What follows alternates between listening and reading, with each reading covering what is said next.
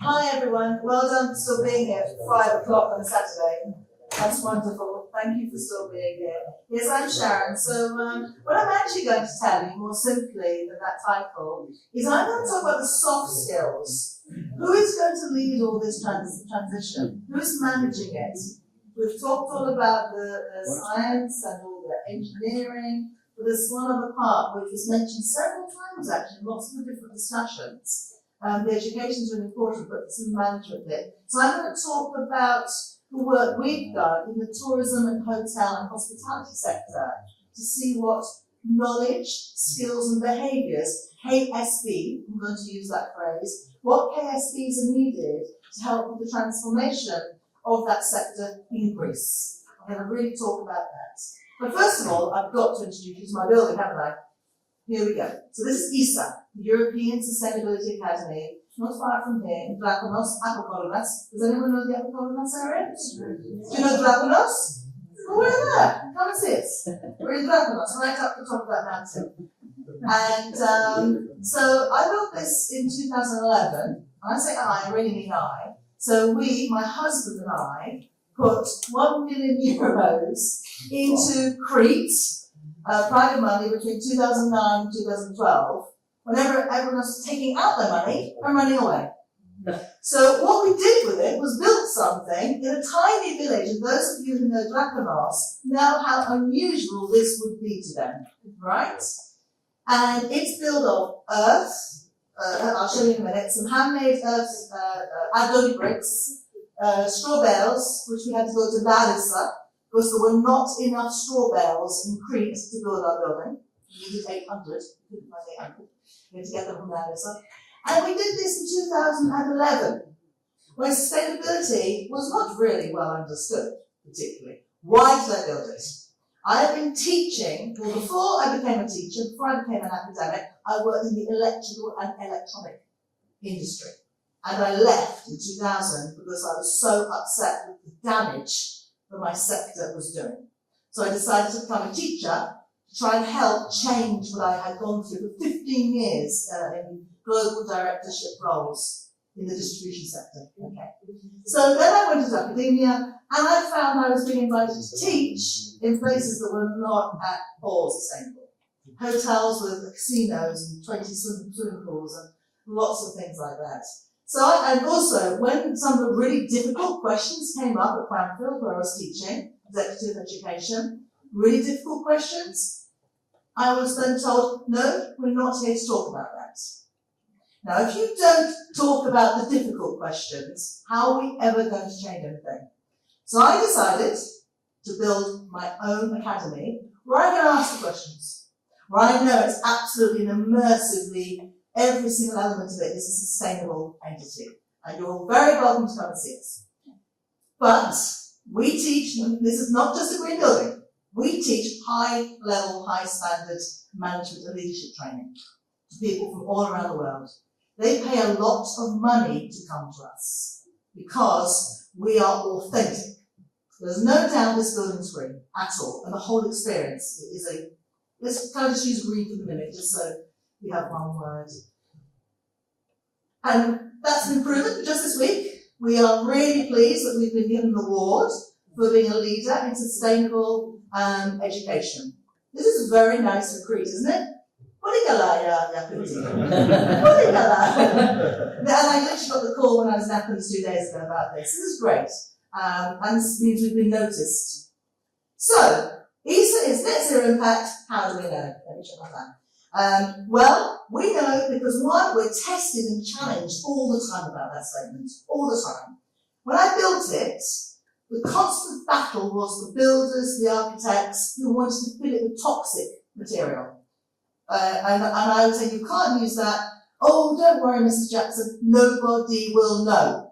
This is 2009. Well, I know. And I said, I'm going to bring the top leaders in sustainability from around the world to this little mountain in Drakonos. They will know and they will ask me. My builders, they hated me. My builders hated me, I've got to tell you. And I said, no, we can't do that. And sure enough, because now we do attract the best of the world, we also measure. And we do life cycle analysis for every event that we have. But I like to say we keep it really simple. We have a big chart on the wall. We ask people how they got there, what food they've eaten, do they drink wine or drink beer, and we literally LCA everything we do. Very simply though, not very complicated. So when I'm challenged, I can say, yes, I think we agree. But more than that, in 2018, I was at an event, a tourism event at Heraklion in Athens, and I was with a group of people, and the passive house guy there said to them, her building's not green. It's not green. And someone came and told me, oh, well, I'm going to go over and see that guy right now. And I said, why is it not green? He said, you don't have LEED or BREEAM. I said, well, actually, we did talk to BREEAM. There was no protocol to what I built in 2011. I would have to pay £20,000, euros, I can't remember, too much, whatever, to set the protocol to measure my ingredients of my building. And I said, thanks guys, but no, I'm not going to do that, right? But that made me think, this guy in the passive house guy is challenging me, and I said to the people who come believe it's green. They feel great when they're there. We teach hard stuff, right? It's not a yoga retreat, but they love it. And so I decided to do a study. And in 18-19, just before COVID, we did a 6-month study, got 100 respondents, my own building, ISA, and also one in India, Pondicherry, to see what our clients think. Because I just thought, so I don't have green, I don't have LEED. Does that really mean we're not green? Are we really missing the customer experience? And certainly in the hotel sector, that's what you guys have all got to, those of you who are in here in that sector, that's what we've got to consider as well. I stay in a lot of hotels, right? And I want to feel better the next morning than when I go to bed the night before. It's pretty much my main thing. I want to feel fresher than the day before.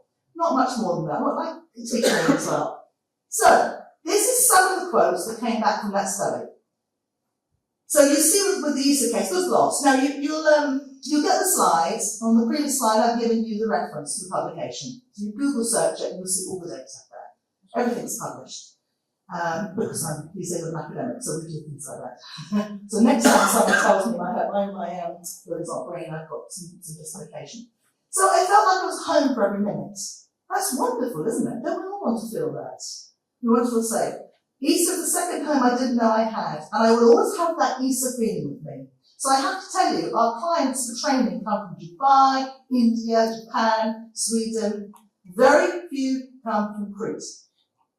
I can't get the Greeks to come. We can talk about that over a glass of wine.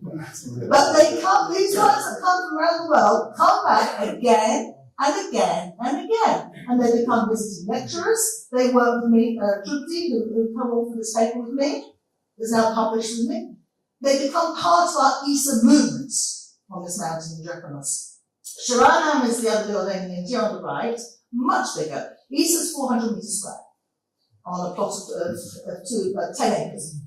Theirs is much bigger, but you can see the similarity of the adobe bricks. So it was a nice parallel. And again, in the Indian feedback, people talk about being comfortable. So this is what I do. This is where I am now. I told you I work in the electronics industry, and I left in 2000. So when I left in 2000, where we were at with sustainability, I left for my values, right? I could not work that sector anymore. I felt actually ill. Things I knew that was happening made me feel unwell. So where we were around 2000 was all about CSR and social responsible investment. These days we call it ESG reporting. It's the same. Really, not much has changed, really, frankly. But the difference is, back then it was voluntary.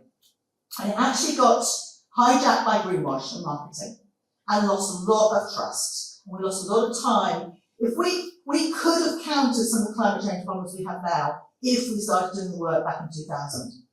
And I was working in Australia and I was teaching in China a lot. I was working with the mining corporations actually back in those days. And we just weren't doing enough.